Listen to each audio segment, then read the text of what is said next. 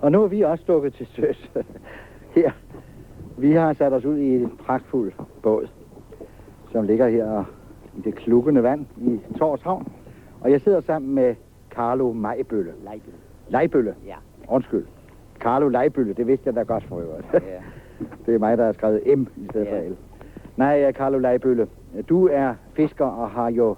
Ja, har du ikke boet her hele dit liv? Jo, jeg har. Jeg har boet her altid og født hernede. Og har været glad ved at være her? Ja. Du er fisker og har været bundgang, så er jeg stadigvæk Ja. fisker. Du sagde, at det sådan er lidt sløjt efterhånden. Ja, det er ikke så godt, som det har været. Men det kan da gå. Det kan da gå. Ja. Det lyder da i hvert fald optimistisk. Ja. Du har sikkert oplevet mange sære ting i de mange år, du har boet her. Ja, jeg har oplevet mig. Og det har vel alt sammen på en eller anden måde haft noget med havet at gøre, eller vandet at gøre? Ja, med vandet at gøre altid. Har du fisket herfra altså altid? Ja, vi har fisket ned fra Kranes fra 30 til 40 der. Det var med skovlebåd med min far der. Med skrubber, men der var ikke pris på noget af det. 15 øre for kilo af skrubberne. Det må jeg nok sige. Ja. Og der kostede en dunk petroleum på 40 liter, den kostede 3 kroner 60 øre.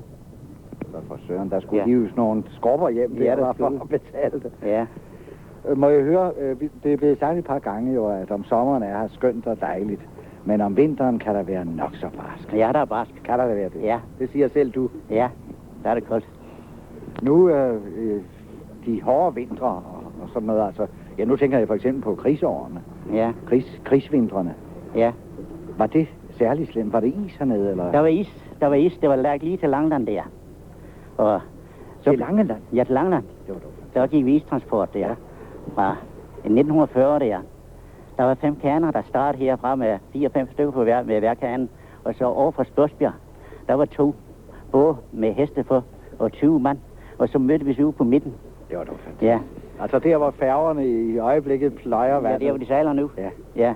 Og så låste vi om. Det er ude med fragt. Det var med kokropper og radio og sådan noget. Ja vel. Proviant. Og proviant. Forskelligt. Ja. Det var fantastisk. Der var 40 mand og 2 heste. Det var da utroligt. Og 2 både. Vi holdt frokost lige med det hele. Det har været koldt bord, kan man sige. Ja, det frøs 28 grader. Ja. Ej, det var dog fantastisk. Ja. Og det er altså i det lille Danmark. Jeg har godt husket, da bæltet, Storebælt var frosset til. Jeg var en tur med over med bæltet, ja, det har der var dengang. frosset. Ja, det har været før. Det var tider. Heldigvis er det jo ikke sådan mere. Nej, det bliver det nok heller ikke. Nej, det gør det nok ikke. Nej. Selvom vejrliget jo er skiftet. Ja. Det er det da. Ja. Og det kan I vel også mærke her på fisk og på alting. Kan I ikke det? Jo, vi kan mærke det lidt. Ja, det var lidt minder fra de gode gamle dage, ja. kan man sige. Lidt barske minder. Men vi må have et lille stykke musik her.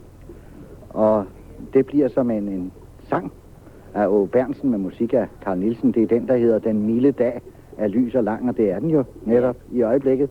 Og det er Ole Jensen, der synger den, og Hans Peter Åses orkester spiller.